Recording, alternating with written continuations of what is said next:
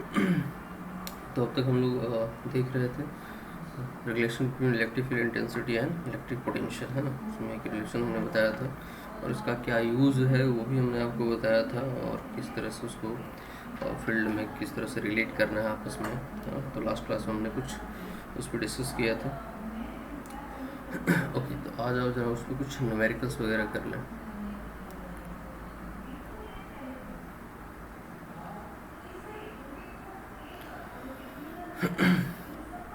Okay, चलो एक question करके देखते हैं।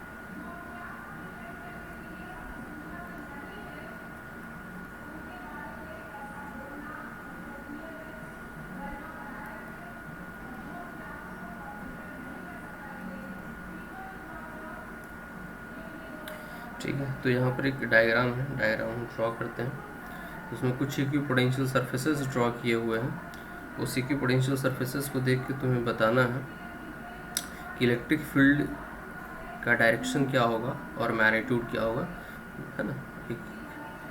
एक फील्ड है जहाँ पे कि तुम्हें इक्विपोटेंशियल सरफेसेस ड्रॉ करके दिया गया है, और उस फील्ड को देख के तुम्हें बताना है कि यहाँ पर इलेक्ट्रिक फील्ड इंटेंसिटी का क्या मैग्नीट्यूड रहा होगा और क्या डायरेक्शन रहा होगा। फील्ड कुछ इस तरह से, सॉरी, इक्विपोटेंशियल सरफेसेस कुछ इस तरह से ड्रॉ किए हुए हैं।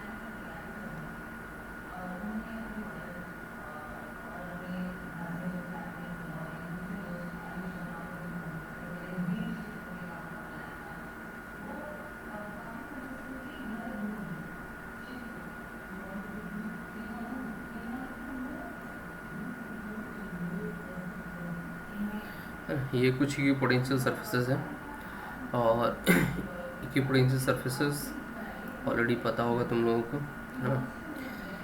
मतलब इस सरफेस के हर एक पॉइंट पे पोटेंशियल सेम है, और उस इलेक्ट्रिक पोटेंशियल का वैल्यू है 10 वोल्ट। इस सरफेस के इलेक्ट्रिक पोटेंशियल का वैल्यू है 20 वोल्ट, 30 वोल्ट एंड 40 वोल्ट। ठीक, मतलब इस सरफेस पे किसी पॉइंट पे पोटेंशियल हर जगह तुम्हें 40 वोल्ट मिलने वाला है। ओके, और एक तुम्हें ये एंगल दिया हुआ है, ये जो एंगल है ये 30 डिग्री है, ये एंगल गिवन है, ये इंफॉर्मेशन है। और इसके बाद ये जो गैप है, ये गैप, ये 10 सेंटीमीटर है, ये गैप 10 सेंटीमीटर है ना। ये पैरेलल गैप नहीं दिया हो, समझ रहे हो। ये जो एक्सिस पे ये इंटरसेक्ट कर रहा है, उन इंटरसेक्शन पॉइंट के बीच का गैप तुम्हें 10 सेंटीमीटर दिया हुआ है। ठीक है, इतना इन्फॉर्मेशन गिवन है। अब इसके बाद सिर्फ इस इंफॉर्मेशन को देखकर तुम्हें बताना है कि इस रीजन में, है ना, जहाँ पे कि ये पोटेंशियल सरफेस ड्रॉ किया गया है, तो इस रीजन में क्या होगा इलेक्ट्रिक फील्ड इंटेंसिटी और किस डायरेक्शन में होगा, वो तुम्हें कैलकुलेट करके बताना है। ओके, जरा समझते हैं, है ना, कि कैसे कैलकुलेट करेंगे। इक्विपोटेंशियल सरफेस दिया हुआ होगा तो उसको देख के कैसे कैलकुलेट करेंगे। तो इसको कैलकुलेट करने के लिए लास्ट लेक्चर में जो सबसे लास्ट टॉपिक हमने बताया था, यूनिफॉर्म इलेक्ट्रिक फील्ड, वहाँ पे हमने कुछ ऐसा ही डायग्राम ड्रॉ किया था, है ना। तुम थोड़ा उसको देख लो, यदि नहीं याद है तो उसको ज़रा एक बार जाकर देखो। और वहाँ पे हमने कुछ कॉन्सेप्ट बता रखा है, वो बहुत ही इंपॉर्टेंट है। ठीक है, सबसे पहली बात, इलेक्ट्रिक फील्ड लाइंस जो होते हैं वो इक्विपोटेंशियल सरफेसेस के परपेंडिकुलर होते हैं। यानी कि इलेक्ट्रिक फील्ड लाइंस तो ऐसे ही पास होंगे एकदम इसके परपेंडिकुलर।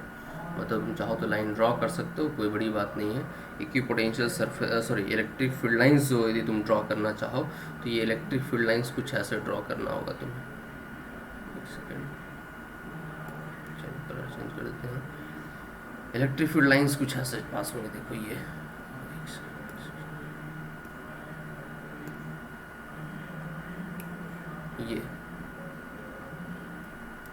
एकदम मतलब इस पे परपेंडिकुलर होना चाहिए, क्योंकि पोटेंशियल सरफेसेस पे कैसे होना चाहिए, एकदम परपेंडिकुलर ऐसे।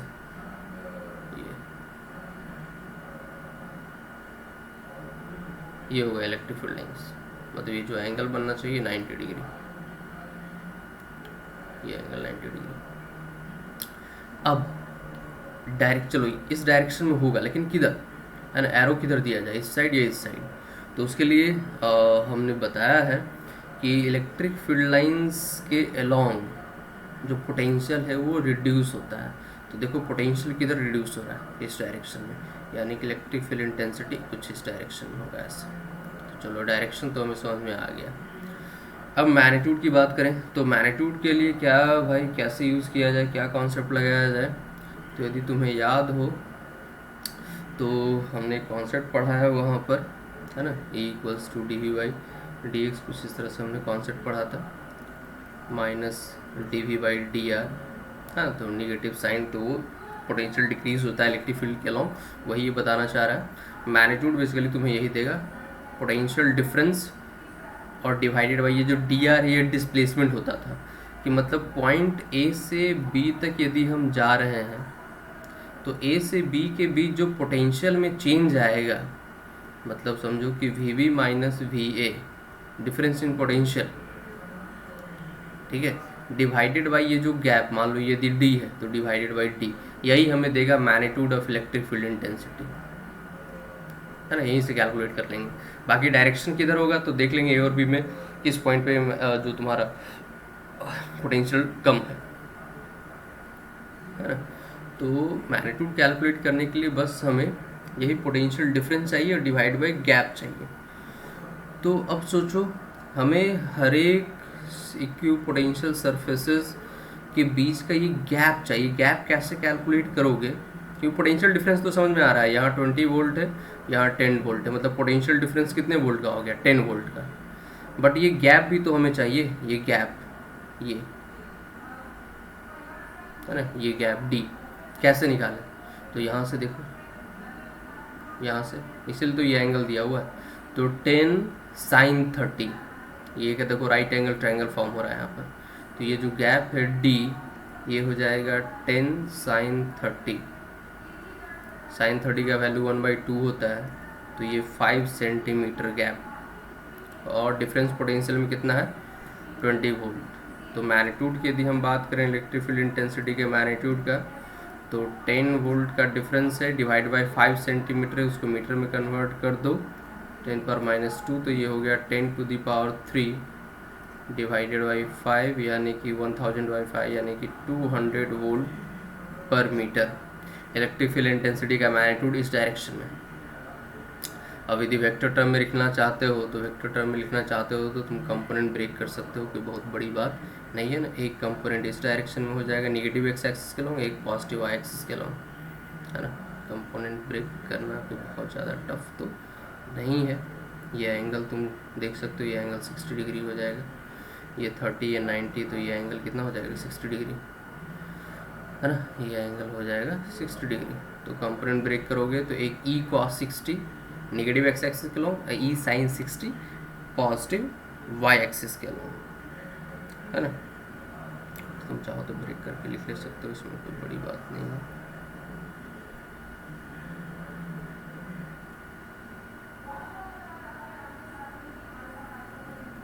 यदि हम वेक्टर टर्म में लिखना चाहें तो E cos 60 negative x axis के लॉन्ग, यानी कि माइनस आई कैप, और E sin 60 positive x axis के लॉन्ग, यानी कि 200 sin 60 पॉजिटिव है, बस sin 60 √3/2 तो 100√3, ये 1/2 तो -100 आई कैप प्लस 100√3 जे कैप आ गया मैग्नीट्यूड एंड डायरेक्शन के साथ। तो इस तरह से तुम्हें इक्वी पोटेंशियल सरफेसेस दिए रहते हैं और वहाँ पे इलेक्ट्रिक फील्ड इंटेंसिटी यदि कैलकुलेट करना है, कई बार इलेक्ट्रिक फील्ड इंटेंसिटी देकर और पोटेंशियल डिफरेंस पूछा जाता है, जैसा कि हमने जो लास्ट क्लास के लास्ट टॉपिक में हमने बताया था वो कॉन्सेप्ट, कि तुम्हें इलेक्ट्रिक फील्ड दिया हुआ है और वहाँ से पोटेंशियल डिफरेंस 2 पॉइंट के बीच फाइंड करना है। बट यहाँ पे क्या था, पोटेंशियल डिफरेंस हमें दिया हुआ था, कुछ की पोटेंशियल सरफेसेस दिए हुए थे, और यहाँ से इलेक्ट्रिक फील्ड इंटेंसिटी फाइंड करना था, ना, दोनों बस उल्टा है, क्योंकि यहाँ पे इंटेंसिटी और पोटेंशियल डिफरेंस के बीच रिलेशन है। तो कभी तुम्हें पोटेंशियल डिफरेंस पूछ के देकर इंटेंसिटी पूछा जाएगा, कभी इंटेंसिटी देकर पोटेंशियल डिफरेंस पूछा जाएगा। बट यहाँ पर चीज़ें जो भी है वो कांस्टेंट है, इलेक्ट्रिक फील्ड इंटेंसिटी भी कांस्टेंट है, पोटेंशियल भी कांस्टेंट है, मतलब कि पोटेंशियल सर्फेसेस दिए हुए हैं। कई जगह पे तुम्हें वेरिएबल्स दिए हुए होंगे तो कोई बात नहीं, वहाँ पे डिफरेंशिएशन इंटीग्रेशन चलेगा और कोई बहुत ज़्यादा फर्क नहीं देखने को मिलेगा। तो चलो एक और यूनिफॉर्म इलेक्ट्रिक फील्ड का क्वेश्चन करते हैं, एंड देन फिर हम लोग वेरिएबल वाले कॉन्सेप्ट पे चलेंगे कि वेरिएबल्स होंगे, मतलब कि इलेक्ट्रिक फील्ड इंटेंसिटी एक्स के साथ वेरी कर रहा हो, देन पोटेंशियल डिफरेंस कैलकुलेट वगैरह करना हो तो कैसे करेंगे। पहले एक और क्वेश्चन कर लेते हैं हम लोग यूनिफॉर्म इलेक्ट्रिक फील्ड का। चलो एक और क्वेश्चन कर लेते हैं।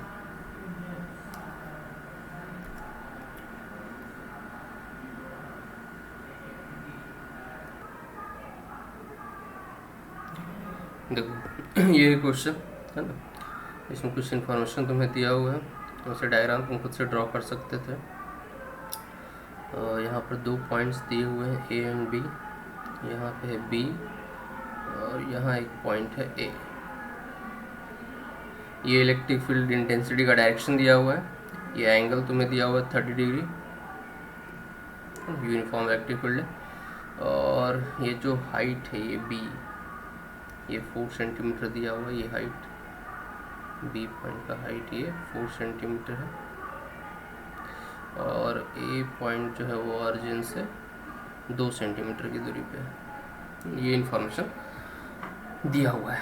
अब ए और बी पॉइंट के बीच का तुम्हें पोटेंशियल डिफरेंस बताना है। पहले खुद से ट्राई करो, है ना, क्वेश्चन को खुद से ट्राई करो, सारा कुछ तुम्हारे सामने है। क्या है क्वेश्चन, पहले खुद से ट्राई करना, देन फिर देखना।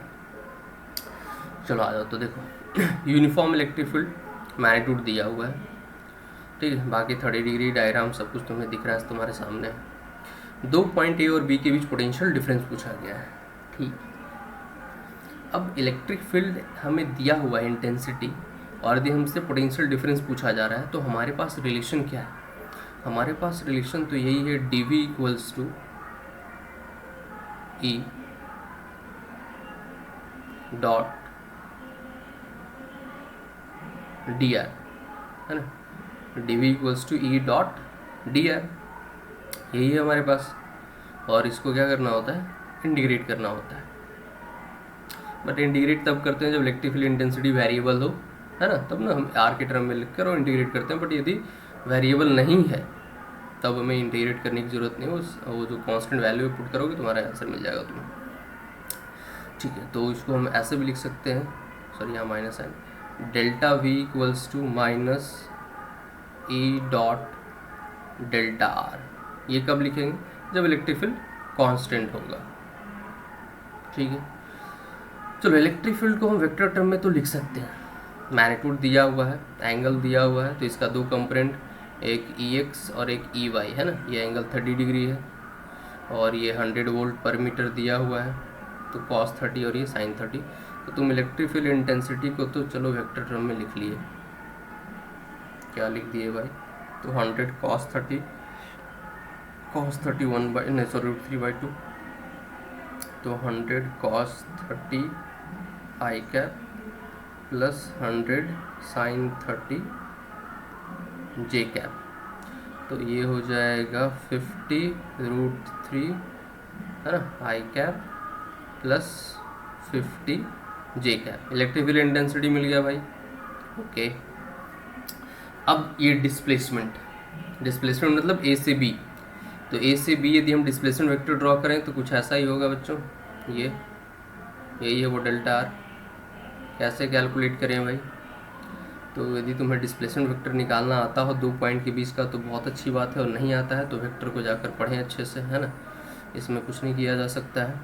बी पॉइंट का कोऑर्डिनेट हमें पता है, एक्स कोऑर्डिनेट 0, वाई कोऑर्डिनेट 4।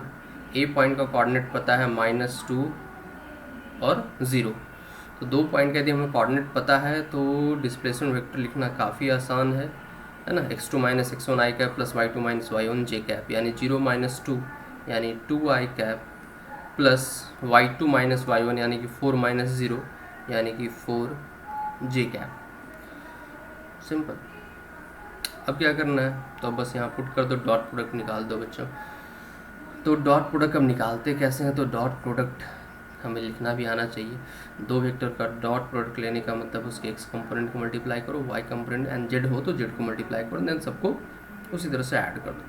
तो 50√3 इसका 2, तो 100√3 है ना, आई कैप नहीं रहेगा, डॉट आई कैप 1 हो जाता है। 50 × 4 200, तो ये हो गया 100। यदि तुम कॉमन ले लेते हो तो √3 + 2, ये आ गया फाइनल आंसर। इतना वोल्ट का डिफरेंस है between A and B. Minus sign आ रहा है तो समझ ही रहे हो क्यों आ रहा है, क्योंकि बी जो है वो लोअर पोटेंशियल पे, हम लोग यहाँ पे डेल्टा भी निकाल रहे हैं, है ना, समझ में आ रहा है। यहाँ पे हम लोग कैलकुलेट किए हैं V B minus V A, तो चूँकि बी लोअर पोटेंशियल पे होगा, हम बता चुके हैं क्यों हो बी लोअर पोटेंशियल पे, क्योंकि तुम्हारा डिस्प्लेसमेंट वेक्टर और इलेक्ट्रिक फील्ड इंटेंसिटी के बीच का जो एंगल है देखो लेस देन 90 है। तो जैसे जैसे तुम आगे बढ़ोगे पोटेंशियल रिड्यूस होगा, है ना, और यही एंगल यदि ग्रेटर देन 90 होता तो जैसे जैसे आगे बढ़ते पोटेंशियल का मैग्नीट्यूड जो वैल्यू जो है वो इंक्रीज होता है। ओके, तो ये था कुछ इस तरह से क्वेश्चन हम लोग सॉल्व करेंगे तब जब हमें कांस्टेंट इलेक्ट्रिक फील्ड दिया रहेगा। यदि वेरिएबल दिया रहा तो क्या करेंगे, आज जरा उस पर हम कुछ चर्चा कर लेते हैं। देखो यहाँ पर ज़्यादातर जो एप्लीकेशन है फिजिक्स तो बस, है ना, इतना ही था, सारा का सारा मैथमेटिक्स वेक्टर, सारे का सारा यहाँ पर क्या था, वेक्टर का एप्लीकेशन था। तो इसीलिए हम पहले भी कहते हैं इलेक्ट्रोस्टैट सही करना है तो भाई वेक्टर सही होना चाहिए, वेक्टर सही नहीं होगा तो बहुत मुश्किल है। Okay next. हाँ आ जाओ, अब यदि वेरिएबल्स दिए रहे तो कैसे करना है। जैसे मान लो तुम्हें इलेक्ट्रिक फील्ड इंटेंसिटी कुछ इस टर्म्स में दिया रहेगा, जैसे मान लेते हैं कि हमें लिखा हुआ है ई एक्स आई कैप, है ना, रेक्टेंगुलर कंपोनेंट्स के फॉर्म में दिया रहेगा और ये वेरिएबल दिए रहेंगे एक्स वाई जेड के टर्म में लिखा हुआ रहेगा। तो ई x I cap plus E Y J cap plus E Z K cap. तो डिस्प्लेसमेंट वेक्टर, है ना, हम सारे कोऑर्डिनेट्स को कंसिडर कर लेते हैं। जैसे मान लो यदि एक्स एक्सिस के लॉन्ग भी डिस्प्लेसमेंट हो रहा है, वाई एक्सिस के लॉन्ग भी हो रहा है, तो D x I cap D Y J cap, मतलब एक पॉइंट से तुम दूसरे पॉइंट की तरफ जा रहे हो और तुम्हारे सारे कोऑर्डिनेट्स वेरी कर रहे हैं, तो इसका मतलब हम मानेंगे कि हर डायरेक्शन में डिस्प्लेसमेंट हो रहा है डी जेड के कैप। कुछ हमने ऐसा डिस्प्लेसमेंट वेक्टर लिखा है। अब मान लो कि हमें क्वेश्चन ऐसा दिया रहेगा जहाँ पे कि किसी एक एक्स एक्सिस के लॉन्ग चल रहे हैं, तो यदि हम सिर्फ एक्स एक्सिस के लॉन्ग चल रहे हैं मतलब वाई और जेड में कोई चेंज नहीं आएगा, तो D by D Z zero हो जाएगा, इसमें टेंशन लेने की जरूरत नहीं है, हम जनरल टर्म लेकर चल रहे हैं। ओके, तो अब ऐसे केसेस में यदि हमें पोटेंशियल डिफरेंस यदि देखना है डी तो क्या करेंगे भाई, तो minus E dot D R, तो कर देते हैं, डॉट प्रोडक्ट ले लेते हैं। तो डॉट प्रोडक्ट मतलब एक्स कंपोनेंट को मल्टीप्लाई करोगे,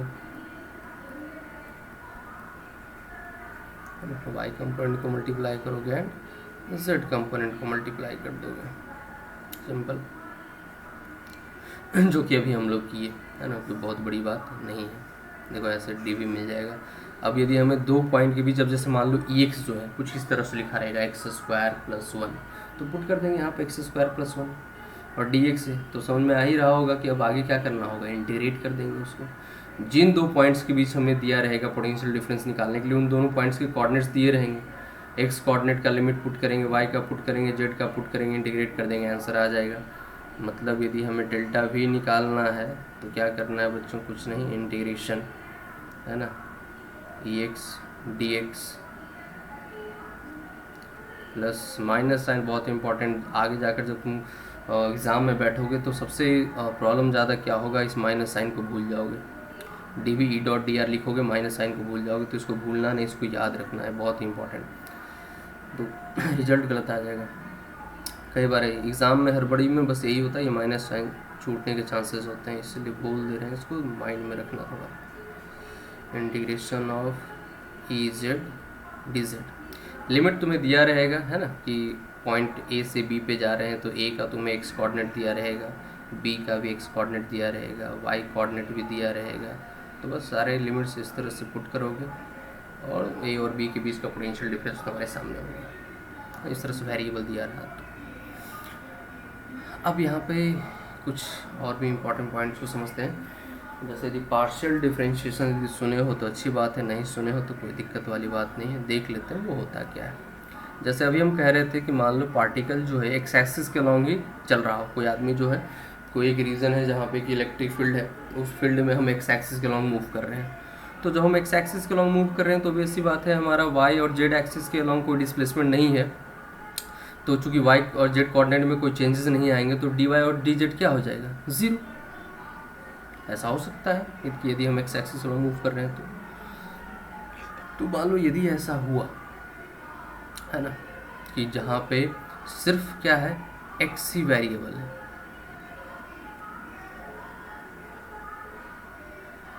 वाई एंड जेड ये दोनों क्या है, कांस्टेंट है, इनमें कोई चेंजेस नहीं आ रहा है, ठीक है। इसका मतलब है कि वाई और जेड एक्सिस के अलॉन्ग हमारा कोई डिस्प्लेसमेंट नहीं है। तो वैसे केस में ये इक्वेशन किस तरह से लिखा जाएगा, तो तुम देख सकते हो ये जो टर्म है D Z and D Y ये क्या हो जाएंगे, ज़ीरो। सिर्फ क्या मिलेगा हमें, D V equals to minus E X D X, यानी कि ई एक्स इक्वल्स टू आ गया minus D V by D X. तो ये फार्मूला क्या है, ये फार्मूला है जब तुम्हें पोटेंशियल है ना v as a function of X Y Z दिया हुआ है and electric field intensity calculate करना है। ये फार्मूला क्या था, जब हमें electric field intensity as a function of X Y Z दिया है और पोटेंशियल डिफरेंस कैलकुलेट करना है तब ये कॉन्सेप्ट यूज़ करेंगे। और जब हमें v potential as a function of X Y Z दिया है और इलेक्ट्रिक फील्ड इंटेंसिटी कैलकुलेट करना है तब ये कॉन्सेप्ट यूज़ करना है, ठीक है। तो हाँ, अब यहाँ पे E X equals to minus D V by D X तो लिखे हैं, लेकिन यहाँ पे एक एजम्पशन हम लेकर चल रहे हैं क्या, कि y और z ये दोनों क्या हैं बच्चों, ये दोनों कांस्टेंट हैं। मतलब जो हमारे पास तीन वेरिएबल्स हैं उनमें से जब हम दो को कांस्टेंट एज्यूम करके इक्वेशन लिख रहे हैं तो कुछ ऐसा इक्वेशन बन रहा है। तो ऐसे ही डेरिवेटिव को हम लोग पार्शियल डेरिवेटिव कहते हैं, जिसमें कि हम सिर्फ एक है ना जिसके टर्म में डिफरेंशिएशन कर रहे हैं x, सिर्फ उसी को वेरिएबल मानते हैं, उसके अलावा जितने भी टर्म्स हैं सारे के सारे क्या हम उसको कांस्टेंट एज्यूम कर लेते हैं। तो हम लोग इसको कुछ ऐसे भी लिख सकते हैं, है या तो ऐसे लिखो, या इतना नहीं लिखना चाहते हो तो इसको डाउ डी बाई डाउ एक्स, ये भी ये रिप्रेजेंट कर रहा है क्या, पार्शियल डिफरेंशिएशन। मतलब यहाँ क्या है कि हम सिर्फ x को वेरिएबल मान रहे हैं, y और z को क्या मान लिए, कांस्टेंट। उसी तरह से यदि हम x और z को कांस्टेंट मान लेते हैं, हम मान लो y एक्सिस के लॉन्ग मूव कर रहे हैं सिर्फ, तो सिर्फ यदि तुम y एक्सिस के लॉन्ग मूव कर रहे हो तो तुम्हारा x and z coordinate change नहीं होगा। तो वैसे केस में इक्वेशन क्या बन सकता है, तो वैसे केस में इक्वेशन तुम्हारा बन जाएगा minus D V by D Y, E Y equals to minus D V by D Y. हाँ, बट यहाँ पर हमने x एंड z को क्या माना है, कांस्टेंट। उसी तरह से यदि x और y को कांस्टेंट मान लेते हैं तो हमें z component of electric field intensity मिलेगा। और कैसे मिलेगा, तो v को डिफ्रेंशिएट करना होगा इन टर्म्स ऑफ z, है ना, assuming x and y constant, ठीक है। तो ये मेथड क्या है, ये एक मेथड है कि जब तुम्हें v as a function of x, y and z दिया हुआ है, और मतलब कि कोई एक रीज़न है, कोई एक फील्ड है जहाँ पे कि इलेक्ट्रिक फील्ड प्रेजेंट है, वहाँ पे उसके पोटेंशियल, इलेक्ट्रिक पोटेंशियल का फंक्शन तुम्हें दिया हुआ, मतलब इलेक्ट्रिक पोटेंशियल किस पॉइंट पे क्या है उसका एक इक्वेशन दिया हुआ है एक्स वाई जेड के टर्म में।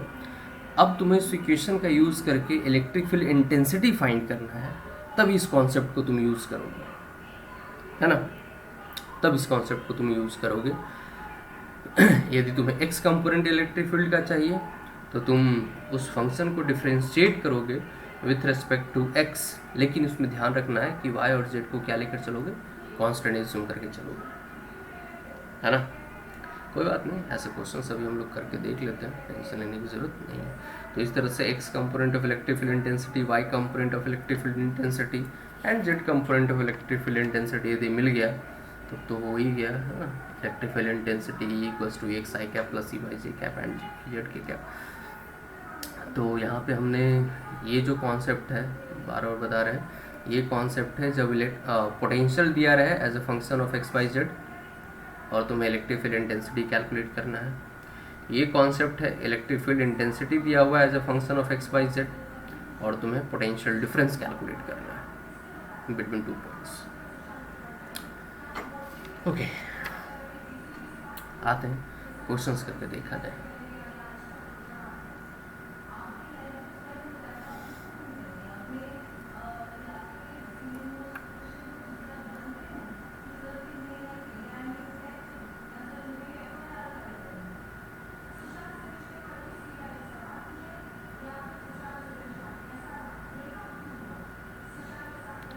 इनफाइनाइटली लॉन्ग चार्ज्ड रॉड,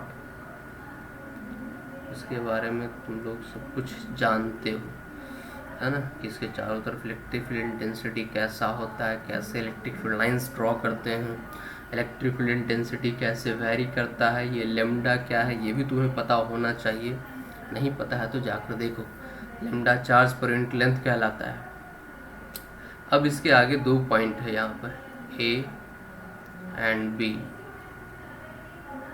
ठीक है। अब कहा जाता है, मान लो कि एक पॉइंट चार्ज है Q, अब पॉइंट चार्ज Q है ना, इसको हमें पॉइंट A से उठाना है और ले जाकर पॉइंट B पे रख देना है ना। एक पॉइंट चार्ज है Q जिसको पॉइंट A से उठाना है और कहाँ ले जाकर रख देना है बच्चों, B पे। तब इतना काम करोगे तो कितना काम करोगे, है ना जी, कैलकुलेट करना पड़ेगा। यदि इस पॉइंट चार्ज Q को A से B तक ले जा रहे हैं तो इसमें एक्सटर्नल एजेंट जो इतना मेहनत कर रहा है, आखिर वो कितना काम किया उसको कैलकुलेट करना होगा तुम्हें। कैसे कैलकुलेट करें,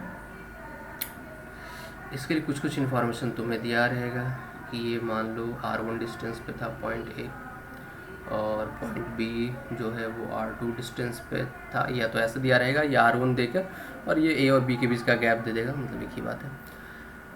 ओके, अब हमें कैलकुलेट करना है कि A से B तक ले जाने में कितना वर्क डन करना पड़ेगा। तो जब भी इलेक्ट्रिक फील्ड मतलब इस टाइप के इलेक्ट्रिक फील्ड वाले क्वेश्चन में इलेक्ट्रिक फील्ड इंटेंसिटी से रिलेटेड तुम्हें दिख जाएगा कि यार इलेक्ट्रोस्टैटिक क्वेश्चन है, और उसमें जैसे ही तुम्हें वर्क ये स्पीड का कैलकुलेशन करना है ना, तो इन सब केसेस में तुम्हें एनर्जी कंजर्वेशन वगैरह पे सोचना शुरू कर देना है जब भी ऐसे क्वेश्चन आएंगे, है ना। तो अब यहाँ पर क्या कॉन्सेप्ट लगाया जाए, वर्क डन कैसे निकाला जाए। तो वर्क डन निकालने का यहाँ पे जब भी इस टाइप क्वेश्चन आते हैं, सिंपल तरीका है कि वर्क डन बाय जो एक्सटर्नल एजेंट होता है वो होता है change in potential energy, and change in potential energy, यदि तुम पोटेंशियल एनर्जी में चेंज नहीं फाइंड कर पा रहे हो तो तुम ये कॉन्सेप्ट लगा सकते हो Q into delta we, change in potential. Q जो टेस्ट चार्ज जिसको तुम मूव करा रहे हो, into potential difference between these two points, ये भी तुम्हें क्या देता है, change in potential energy of the system.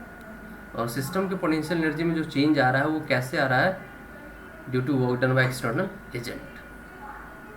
तो ये रिलेशन बहुत ही इंपॉर्टेंट रिलेशन है, बहुत ही ज़्यादा, ये याद होना चाहिए।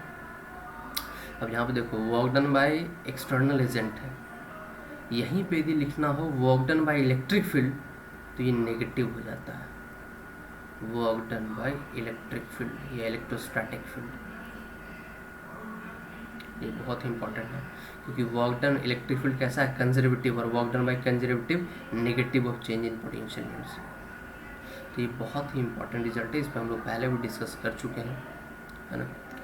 तो आ जाइए, हमें ए और बी के बीच का पोटेंशियल डिफरेंस कैलकुलेट करना पड़ेगा। कैसे कैलकुलेट किया जाए potential difference between A and B. इसको कैलकुलेट करने के लिए हम लोग इलेक्ट्रिक फील्ड इंटेंसिटी का हेल्प लेते हैं। क्या हेल्प लेते हैं कि मान लेते हैं यहाँ से r डिस्टेंस पे, कितने डिस्टेंस पे, r डिस्टेंस पे क्या है इलेक्ट्रिक फील्ड इंटेंसिटी। तो हमें पता है कि रॉड से r डिस्टेंस पे जो इलेक्ट्रिक फील्ड इंटेंसिटी होता है वो होता है lambda by 2 pi epsilon not into r। Infinite length का यदि रॉड है तो उससे r डिस्टेंस पे यही होता है इलेक्ट्रिक फील्ड इंटेंसिटी। यदि नहीं पता है तो जाकर दोबारा देखो। ओके, अब सोचो यदि इलेक्ट्रिक फील्ड इंटेंसिटी और इस डायरेक्शन में है तो यदि हम dr डिस्प्लेसमेंट आगे बढ़ते हैं तो पोटेंशियल में कितने का चेंज जाएगा, कोई बात नहीं, लिख देंगे, हमारे पास है रिलेशन। पोटेंशियल में चेंज आएगा minus E dot T R का, डॉट यानी कि E into T R into cos theta, where theta is the angle between A and B, sorry angle between electric field intensity and D R. तो भाई electric field intensity भी देखो इसी direction में है और डिस्प्लेसमेंट भी हम इसी डायरेक्शन में लेकर चल रहे हैं, तो यहाँ पर जो थीटा एंगल है वो क्या हो जाएगा 0 डिग्री, तो कॉस 0 1 हो जाएगा।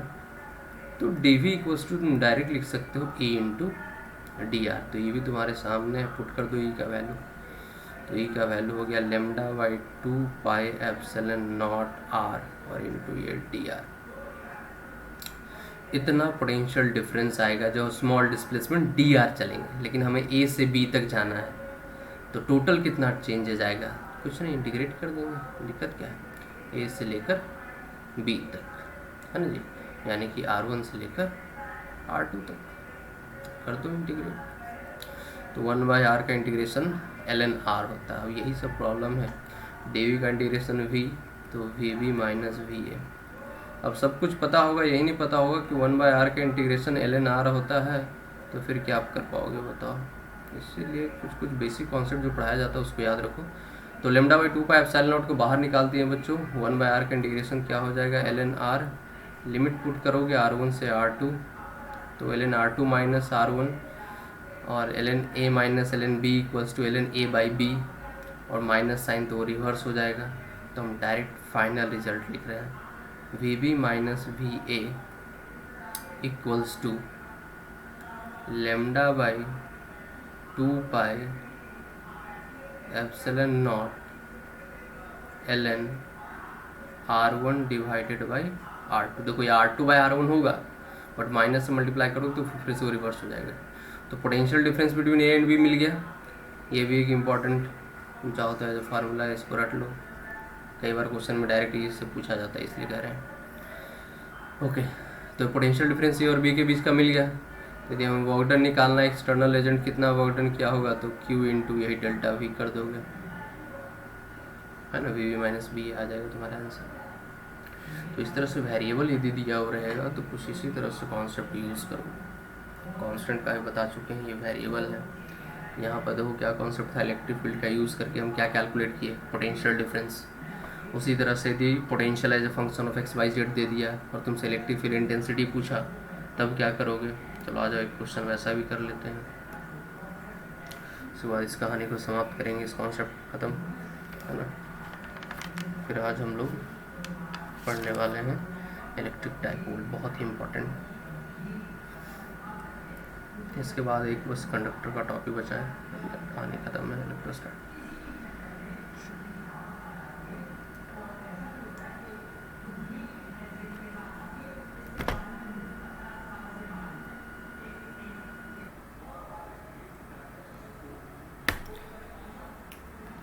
चलो इस क्वेश्चन को थोड़ा ध्यान से पढ़ो,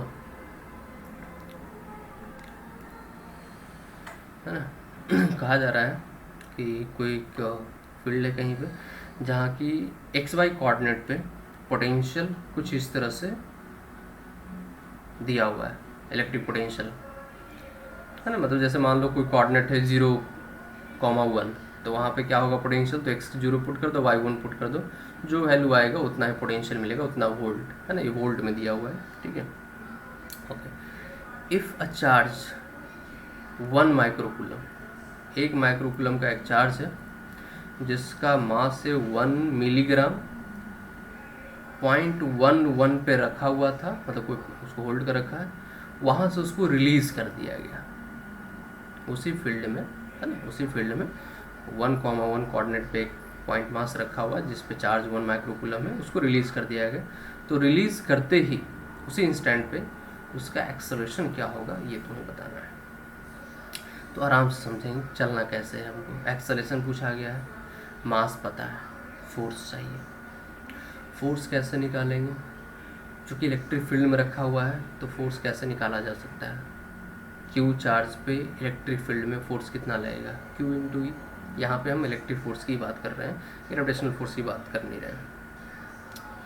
तो हमें फोर्स कैलकुलेट करना है तो फोर्स के लिए कॉन्सेप्ट यूज़ करना है Q इंटू ई। क्यू तो है पता है, ई नहीं पता है, इलेक्ट्रिक फील्ड इंटेंसिटी नहीं पता है, बट इलेक्ट्रिक पोटेंशियल दिया हुआ है। इलेक्ट्रिक पोटेंशियल से इलेक्ट्रिक फील्ड इंटेंसिटी कैलकुलेट किया जा सकता है। तो आओ जरा उस कॉन्सेप्ट पे ही चलते हैं। तो इलेक्ट्रिक फील्ड इंटेंसिटी कैलकुलेट करना है, तो चूंकि एक वेक्टर क्वांटिटी है तो इसका एक्स वाई जेड यदि तीनों कंपोनेंट हम फाइंड कर लेते हैं तो हमें इलेक्ट्रिक फील्ड इंटेंसिटी मिल जाएगा।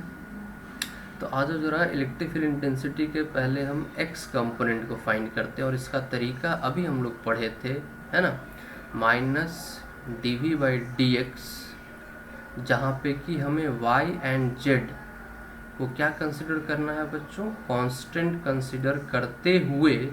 इसका मतलब देखो बता देते हैं क्या होता है कि y और z को कांस्टेंट मानते हुए जब तुम v को x के टर्म में डिफरेंशिएट करोगे तो जो वैल्यू मिलेगा वो कहलाएगा इलेक्ट्रिक फील्ड इंटेंसिटी का x कंपोनेंट। सिंपल मीनिंग यही है।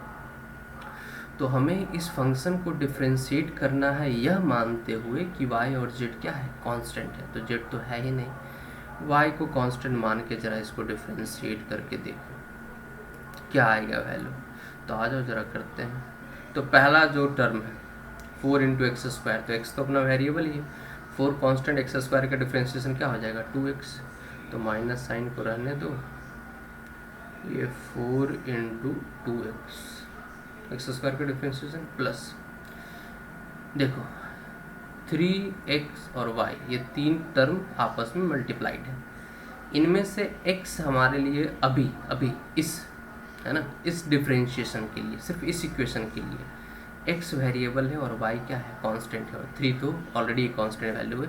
यानी कि यहाँ पे हमारे लिए 3y कांस्टेंट है, सिर्फ वेरिएबल कौन है, x। तो x का differentiation in terms of x क्या हो जाएगा 1।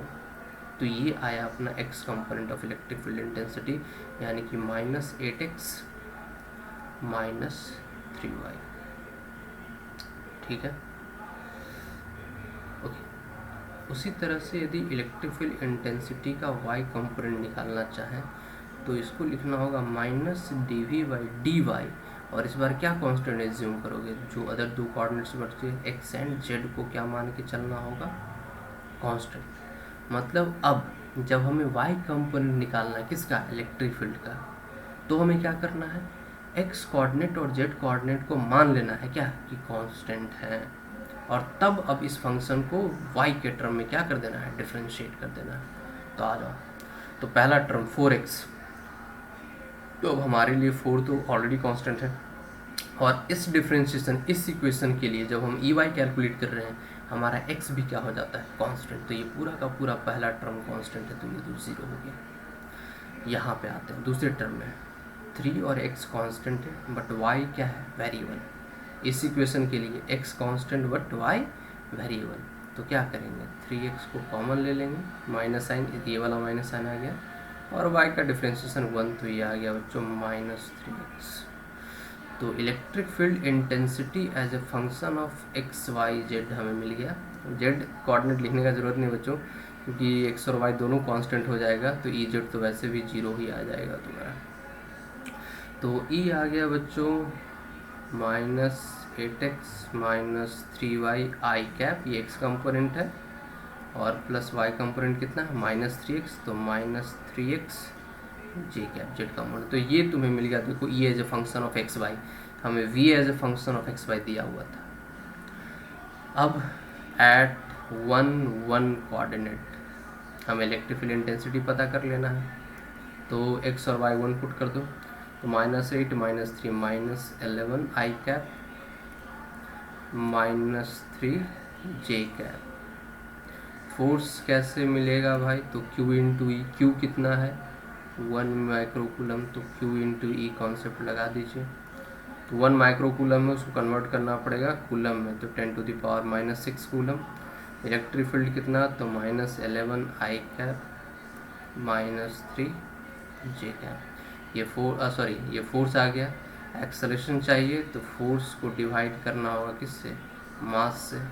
तो फोर्स से 10⁻⁻6 इंटू -11 आई कैप, सब ऐसा यूनिट में रख रहे हैं, -3 J cap divided by mass milligram में दिया हुआ है, इसको ग्राम में कन्वर्ट करोगे तो 10⁻³ सॉरी मिलीग्राम में दिया है ना जी, तो इसको केजी में कन्वर्ट करना होगा ना, एसआई यूनिट। तो केजी में कन्वर्ट यदि करोगे तो मिलीग्राम से ग्राम में कन्वर्ट करोगे 10⁻³ और उसके बाद केजी में कन्वर्ट करोगे तो ये 10⁻⁶ हो जाएगा। ये तो कट जाएगा, यही आ गया तुम्हारा एक्सेलरेशन कितना मीटर/सेकंड। तो ये कुछ कॉन्सेप्ट था जो हम लोग लास्ट क्लास में देखे थे, आज उसका कुछ एप्लीकेशन किए हैं, है ना।